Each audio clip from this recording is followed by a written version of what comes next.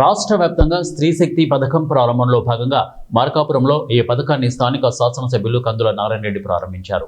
ఈ సందర్భంగా ఆయన మాట్లాడుతూ ఈ పథకంలో భాగంగా మహిళలకు ఉచిత బస్సు ప్రయాణం ప్రభుత్వం కల్పిస్తోందని అన్నారు. దీంతో మహిళలు ఎంతో సంతోషంగా ఉన్నారని అన్నారు. ఈ సందర్భంగా రాష్ట్ర ముఖ్యమంత్రి చంద్రబాబు నాయుడికి ఆయన కృతజ్ఞతలు తెలియజేశారు. రాష్ట్రాన్ని గత వైసీపీ ప్రభుత్వం అప్పుల కుప్పగా మార్చినా కూడా ఇచ్చిన మాటకు కట్టుబడి ఈరోజు స్త్రీశక్తి పథకంను ప్రారంభిస్తున్నామని, దీనివల్ల ప్రభుత్వానికి అదనంగా 1946 కోట్ల రూపాయలు సంవత్సరానికి భారంగా మారుతుందని తెలిపారు. అయినా సరే మహిళలకు ఇచ్చిన మాటకు కట్టుబడి పథకాన్ని అమలు చేస్తున్నామని అన్నారు. గత 2 నెలల్లో 3 సూపర్ 6 పథకాలను అమలు చేశామని, ఇదంతా రాష్ట్ర ముఖ్యమంత్రి చంద్రబాబు నాయుడు గారి పరిపాలన దక్షతతోనే సాధ్యమైందన్నారు. హామీలన్నీ అమలు చేస్తున్న ముఖ్యమంత్రిని ప్రజలు దేవుడిలాగా పూజిస్తున్నారని అన్నారు. ఈ కార్యక్రమంలో ఆర్టీసీ సిబ్బంది, తెలుగుదేశం నాయకులు, ప్రయాణికులు పాల్గొన్నారు. 2 నెలల కాలంలోనే అన్నదాత సుఖీభవ, తల్లికి వందనం, ఉచిత మహిళలకు ఉచిత ఆర్టీసీ బస్సు, ఇలా 3 సూపర్ 6 పథకాలని ఈ 2 నెలల కాలంలోనే ఆయన ప్రారంభించడం జరిగింది. దీన్ని బట్టి అర్థం చేసుకోవచ్చు, ఎవరైతే వైఎస్ఆర్ పార్టీ మూకలున్నాయో, ఎవడైతే మాట్లాడుతూ ఉన్నాడో బాబు షూరిటీ మోసం గ్యారంటీ అనేటువంటి వాళ్ళందరికీ కూడా ఇది ఒక చెంపపెట్టు లాంటిది. ఎందుకంటే 3 నెలల్లో వాళ్ళ చరిత్రలో ఇంత ఘనమైనటువంటి గొప్ప పథకాల్ని వాళ్ళ ప్రభుత్వంలో వాళ్ళు కూడా ఇచ్చినటువంటి సందర్భం లేదు.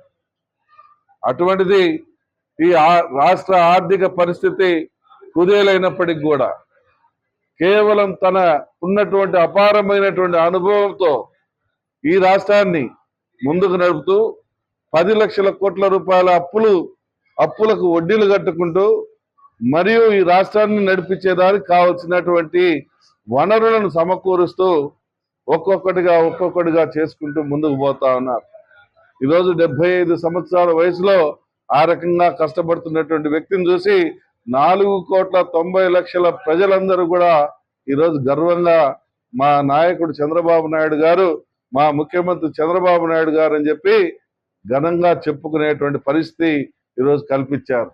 ఎందుకంటే ప్రజలందరూ కూడా చూస్తా ఉన్నారు, గత ప్రభుత్వంలో ఏం జరిగింది, ఎంత దుర్మార్గాలు జరిగాయి, ఎన్ని రకాలుగా దోపిడీలు జరిగాయి, ఎన్ని రకాలుగా మోసాలు జరిగాయి అని కూడా గత ప్రభుత్వంని ఈరోజు బేరీజు వేసుకుంటా ఉన్నారు. ప్రతి ఒక్క పౌరుడు కూడా చేసుకుంటే వాళ్ళకు కూడా అర్థమైంది, ఈ ప్రభుత్వంలో ప్రశాంతంగా ఉన్నాం, ఈ ప్రభుత్వంలో పేదలకు కావాల్సిన సంక్షేమాలు ఒక్కొక్కటిగా ఇవ్వలేని స్టేజ్లో ఉన్నా కూడా ఇచ్చుకుంటూ వచ్చారు. ఈ ప్రభుత్వంలో ప్రజలు ఎక్కడ కూడా దౌర్జన్యాలు, దొమ్మిలు ఇటువంటి జరగట్లేదు, జరగు అనేటువంటి భయం లేకుండా ధైర్యంగా గుండెల మీద చేసుకొని నిద్రపోయేటువంటి పరిస్థితి ఈరోజు ఈ 14 నెలల కాలంలోనే కుదిరిందంటే దాన్ని బట్టి ప్రజలు కూడా అర్థం చేసుకున్నారు. మాకు కావాల్సింది ముఖ్యమంత్రిగా చంద్రబాబు నాయుడు గారు, ఆయనకు అండదండలుగా పొడి చేయగా నిలబడ్డటువంటి పవన్ కళ్యాణ్ గారి నాయకత్వం, అలాగే ఈ రాష్ట్రాన్ని యువతను ముందుకు తీసుకుపోయేదానికి మా యువ నాయకుడు నారా లోకేష్ బాబు గారి